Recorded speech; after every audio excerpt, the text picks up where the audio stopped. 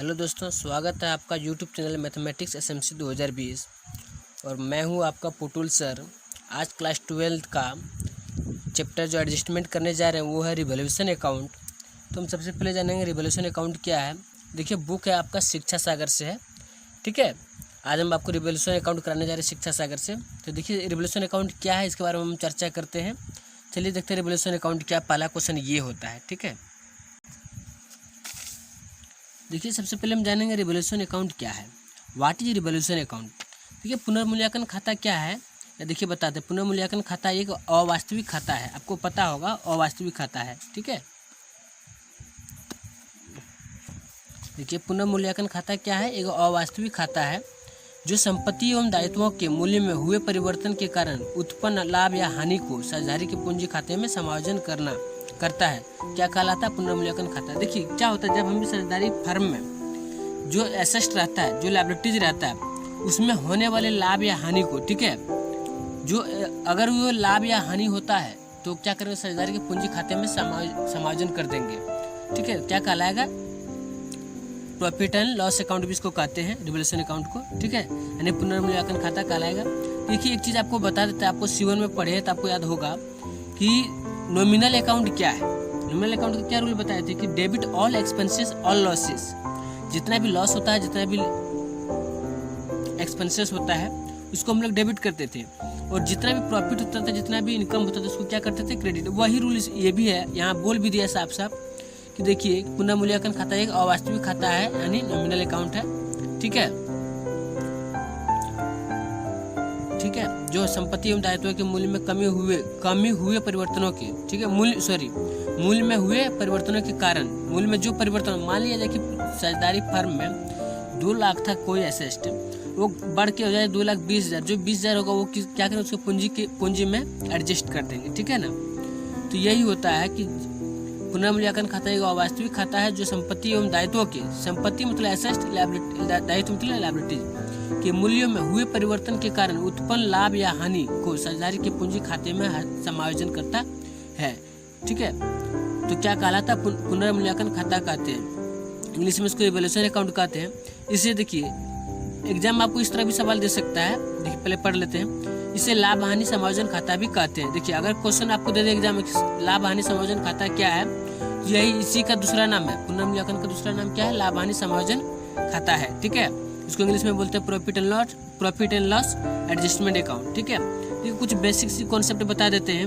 यदि संपत्ति आपका बढ़ रहा है, संपत्ति में वृद्धि मतलब लाभ हो रहा है, क्या हो रहा है? लाभ, ठीक है। यदि संपत्ति में कमी, दायित्व में कमी हो रहा है तो भी लाभ हो रहा है। अगर आपका कर्जा घट जाए तो आपको लाभ होगा ना। संपत्ति आपका बढ़ रहा है तो क्या होगा? लाभ हो रहा।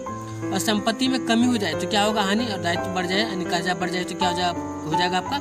हानि, ठीक है। यदि लाभ होगा तो रिवोल्यूशन कहाँ होगा? आपका क्रेडिट होगा, ठीक है। और हानि होगा तो कहाँ होगा? डेबिट। और कुछ नहीं करना है, ठीक है। आप देखिए, आपका एंट्री कितना अच्छा से हो जाएगा आपका। देखिए, आपका शिक्षा सागर से हम करा रहे हैं, ठीक है। चलिए निकालते हैं टॉपिक। देखिए, रिवोल्यूशन से होने वाले जनरल एंट्री के बारे में आज हम आपको समझाते हैं। देखिए, लिखा है संपत्ति के मूल्य में कमी होने पर, हम बताए कमी होगा, इसका मतलब क्या है? लॉस है। और जब हानि होता है तो क्या करेंगे? रिवोल्यूशन को डेबिट कर देंगे। देखिए, रिवोल्यूशन अकाउंट DR, ठीक है, एक सेकेंड, DR कर दिया। किससे हानि हो रहा? उसका नाम क्या है? संपत्ति में कमी हो रहा था, संपत्ति के मूल्य में, उसका नाम लिखना होगा एसेट बाय नेम। आप यहाँ नाम लिख सकते हैं, जो भी एसेट का नाम होगा, मशीन, फर्नीचर, बिल्डिंग, जो भी होगा ये चीज, ठीक है। संपत्ति के मूल्य में वृद्धि होगा, इसका मतलब लाभ होगा। लाभ होगा तो देखिए, लाभ होने पर क्या होगा? रिवोल्यूशन क्रेडिट होगा। इतना याद रखिएगा, लाभ होने पर रिवोल्यूशन क्रेडिट और हानि होने पर रिवोल्यूशन डेबिट होगा, ठीक है। देखिए, हानि हुआ था, कमी मतलब हानि। आपका एसेट समझा देते हैं, अगर आपका एसेट 2 लाख है और किसी कारणवश 1,80,000 हो गया, यानी 20,000, तो संपत्ति आपका कमी हो रहा 20,000, ठीक है ना। तो रिवोल्यूशन क्या करेंगे? डेबिट, यानी लॉस हो रहा। संपत्ति बढ़ गया, यानी आपके पास 2 लाख था और 2,20,000 हो जाए, यानी संपत्ति बढ़ रहा, तो एसेट को क्या करेंगे? डेबिट। और रिवोल्यूशन क्या हो जाएगा? क्रेडिट। जो चीज बढ़ेगा उसको डेबिट, जो चीज घटेगा बढ़ेगा तो डेबिट, नीचे क्या हो जाएगा? रिवोल्यूशन, ठीक है। चलिए नेक्स्ट देखते हैं। देखिए, दायित्व की राशि में कमी होने पर आप बताइए, अगर आपका कर्जा घट जाए तो आपको फायदा है ना, यानी प्रॉफिट है, तो क्या हो जाएगा? Liabilities account DR to revolution कहाँ चल जाएगा? क्रेडिट, क्योंकि प्रॉफिट की दशा में है। दायित्व की राशि में वृद्धि होने पर क्या होगा? दायित्व की राशि बढ़ जाएगा, यानी कर्जा आपका बढ़ जाएगा, यानी लॉस हो रहा है, यानी आपको हानि हो रहा है। रिवोल्यूशन कहाँ चल जाएगा, डेबिट हो जाएगा टू लायबिलिटीज अकाउंट। आउटस्टैंडिंग व्यय, अच्छा बताइए, अगर आपका जो है कोई पैसा बाकी है, कोई कर्जा है, तो आपके लिए क्या है, लॉस है ना, तो रिवोल्यूशन डेबिट। पूर्वदत्त, अगर आपको पैसा ज़्यादा को दे दे, एडवांस दे दे, तो आपके लिए फायदा है, रिवोल्यूशन क्रेडिट चल जाएगा। Prepaid expenses to revolution account. पुनर्मूल्यांकन पर लाभ होने पर, अगर आपको लाभ होगा तो क्या होगा, पुनर्मूल्यांकन पे यही एक चेंज होगा कि रिवोल्यूशन में अगर लाभ होगा तो रिवोल्यूशन कहाँ चल जाएगा, डेबिट टू पार्टनर्स कैपिटल का नाम लिख देंगे। हानि होगा तो पार्टनर्स कैपिटल अकाउंट या टू रिवोल्यूशन। ठीक है, ये था जर्नल एंट्री को फिर से आपको समझा देते हैं। देखिए, संपत्ति के मूल्य में कमी हो रहा है, इसका मतलब क्या हो रहा है, आपको लॉस लग रहा है, रिवोल्यूशन डेबिट कर देंगे। तो किस में लॉस हो रहा है, एसेट में, एसेट अकाउंट ईयर। ठीक है, नरेशन लिख सकते हैं, being value of the asset decrease. संपत्ति के मूल्य में वृद्धि होने पर, यानी आपका एसेट बढ़ रहा है तो प्रॉफिट हो रहा है, तो जो बढ़ रहा है उसका नाम डेबिट जाएगा, asset account year to revolution account. Profit होगा तो क्रेडिट लिख देंगे इसको, वैल्यू ऑफ एसेट इंक्रीज। ठीक है, चलिए नेक्स्ट देखिए क्या है आपका, दायित्व की राशि में कमी होने पर, लायबिलिटीज, दायित्व की राशि यानी लायबिलिटीज आपका घट रहा, तो ऑटोमेटिक आपको प्रॉफिट हो रहा है। प्रॉफिट की दशा में रिवोल्यूशन क्या लिखेंगे, क्रेडिट। तो सर डेबिट क्या लिखेंगे, तो लायबिलिटीज आपका घट रहा था ना, फायदा किससे हो रहा है, जिससे फायदा होगा वो डेबिट, रिवोल्यूशन तो क्रेडिट होता ही है। दायित्व की राशि में वृद्धि होने पर क्या होगा, ये आपका कर्जा बढ़ रहा है, लॉस हो रहा है, रिवोल्यूशन अकाउंट या टू लायबिलिटीज। ठीक है, आदत व्यय के लिए, अगर आपका कर्जा है, अगर आपका बाकी बकाया खर्चा है तो आपका लॉस है, रिवोल्यूशन अकाउंट या to outstanding expenses account. Purvadatta व्यय यानी प्रीपेड एक्सपेंसेस, अगर आपको पहले को पैसा दे दे एडवांस में तो आपके लिए फायदा है, prepaid expenses to revolution account. ठीक है, रिवोल्यूशन अकाउंट पुनर्मूल्यांकन पर लाभ होने पर क्या होगा, रिवोल्यूशन डेबिट जाएगा टू पार्टनर्स कैपिटल, हानि होने पर partners capital to revolution credit. ठीक है, चलिए आगे बात करते हैं इसका अकाउंट के बारे में। रिवोल्यूशन अकाउंट में देखिए, अगर आपका संपत्ति बढ़ जाए, सिंपल सी बात करें तो देखिए अगर आपका प्रॉफिट है, प्रॉफिट होगा तो क्रेडिट। ठीक है, एसेट देखिए क्या लिखा, bye asset increase in the value of asset. ठीक है, अगर आपका एसेट बढ़ रहा तो आपका प्रॉफिट है, यानी क्रेडिट लिखना है। प्रॉफिट होने पर क्रेडिट, लॉस होने पर डेबिट, इतना जरूर याद रखिएगा। ठीक है, अगर आपका किसी कारणवश प्रॉफिट हो रहा है तो रिवोल्यूशन अकाउंट, लेजर अकाउंट के क्रेडिट में लिखना है, लॉस होने पर डेबिट। एसेट बढ़ रहा है, इंक्रीज बता रहा है, तो यानी प्रॉफिट है। लायबिलिटीज घट रहा है, प्रॉफिट है। अनरिकॉर्ड एसेट, अचानक कोई एसेट हमको पता चला कि मेरा एसेट है, यानी आपका प्रॉफिट हो रहा। ठीक है, इधर देखिए एसेट आपका डिक्रीज हो रहा, लॉस है। लायबिलिटी इंक्रीज हो रहा है, लॉस है। अनरिकॉर्ड लायबिलिटी, को अचानक कर्जा आ गया तो लॉस है। ठीक है, रिजर्व फॉर बैड डेब्ट्स, अगर पैसा कोई आपका डूब गया, ठीक है, न्यू रिजर्व, तो आपका लॉस है। अगर इधर का जोड़ अधिक है, क्रेडिट साइड का जोड़ अधिक होगा तो इधर क्या हो जाएगा, आपका प्रॉफिट। इधर अगर डेबिट का जोड़ अधिक होगा, इधर आके क्या हो जाएगा, लॉस। तो उम्मीद करते हैं दोस्तों कि आपको रिवोल्यूशन का जनरल एंट्री भी याद हो गया होगा और इसका लेजर। ठीक है, दोनों देखिए यहाँ लिख दिया, रिवोल्यूशन अकाउंट या फिर profit and loss adjustment account. ठीक है, चलिए कुछ और महत्वपूर्ण बातें बता देते हैं आपको, जिससे रिवोल्यूशन अकाउंट पर कोई प्रभाव नहीं पड़ता है। देखिए लिखा है, पुनर्मूल्यांकन खाते बनाते समय ध्यान देने योग्य महत्वपूर्ण बातें, मतलब क्या क्या हमको ध्यान भी देना है। देखिए, वे मद है जिनके घटने एवं बढ़ने का पुनर्मूल्यांकन खाता पर कोई प्रभाव नहीं पड़ता है। कुछ ऐसा आइटम होता है जिससे कि अगर अकाउंट आपका बढ़ जाए, एसेट अगर बढ़ भी जाए तो भी इस पर कोई प्रभाव नहीं पड़ेगा, घट भी जाए कोई प्रभाव। अगर आपका कैश बढ़ जाता है या घट जाता है तो रिवोल्यूशन अकाउंट पर कोई प्रभाव नहीं पड़ता है। कैश एट बैंक भी बढ़ जाए या घट जाए, उस पर कोई प्रभाव नहीं पड़ता। प्रॉफिट एंड लॉस भी अगर डेबिट रहे तो कोई प्रभाव नहीं पड़ने वाला है। जनरल रिजर्व से भी नहीं पड़ेगा, प्रॉफिट एंड लॉस भी नहीं, रिजर्व फंड, ये सब अगर आइटम है तो मेरा रिवोल्यूशन अकाउंट पर कोई प्रभाव नहीं पड़ेगा। ठीक है, याद रखिएगा। आगे क्या है आपका, देखिए, to increase by to be raised. ठीक है, इसका अर्थ है कि बढ़ाया जाता है, बढ़ाया जाता है। इसके लिए रिवोल्यूशन अकाउंट के उचित पक्ष में समायोजन में दी गई राशि ज्यों का त्यों दर्शाते हैं। अगर बढ़ भी जाए तो ज्यों का त्यों दर्शाते हैं, तथा स्थिति विवरण में इसी राशि को संपत्ति या दायित्व में जोड़ देते हैं। क्या करते हैं, स्थिति विवरण में इसी को जोड़ देते हैं या घटा देते हैं। क्या मतलब, देखिए कहने का मतलब है कि अगर आपका एसेट 10,000 से घट रहा है तो यहाँ 10,000 ही लिखेंगे। 2 लाख का संपत्ति और 10,000 आपका घट रहा है तो 10,000 ही लिखेंगे, और वही राशि बैलेंस शीट में क्या करेंगे, इसको जोड़ देंगे। ठीक है, जो भी होगा जोड़ने या घटाने का पक्ष होगा वही करेंगे। वही बोलता है कि ज्यों का त्यों दर्शाते हैं। अगर 10,000 घटा तो 10,000 को ही लिखेंगे। ठीक है, चलिए आगे बात करते हैं 3 नंबर, इंक्रीज टू या टू बी रेज्ड। इस शब्द का अर्थ है या तो इंक्रीज होगा या टू बी रेज्ड होगा। इसका अर्थ क्या अर्थ है कि समायोजन में दी गई राशि तक समायोजन एवं दायित्वों के मूल्य को कर देना है। ठीक है, दायित्व के मूल्य को कर देना है। पुनः मूल्यांकन खाते में लेखा करने के लिए समायोजन में दी गई राशि तथा चिट्ठी में दी गई राशि के अंतर को पता लगाकर फिर इसे पुनः मूल्यांकन खाते में लिखते हैं। होता है क्या, देखिए मान लीजिए कि मेरे अकाउंट में 10,000 दिया हुआ है, क्वेश्चन में 10,000 रुपये दिया हुआ है। ठीक है, और एडजस्टमेंट में दे दिया 12,000। तो क्या करेंगे, देखिए पहले का अकाउंट 10,000 बतला रहे थे हम, मान लेते हैं एसेस्ट फर्नीचर है, फर्नीचर 10,000 है। ठीक है, और एडजस्टमेंट में दिया 12,000। तो क्या करेंगे, दोनों को घटा देंगे, 12,000 में 10,000 घटा देंगे, 2,000 आ रहा, 2,000 ही लिखेंगे क्रेडिट साइड में या जनरल एंट्री के, बढ़ रहा है जो उसी में लिखेंगे। ठीक है ना, वही है कि जो भी उसका अंतर होगा उसी को लिखेंगे।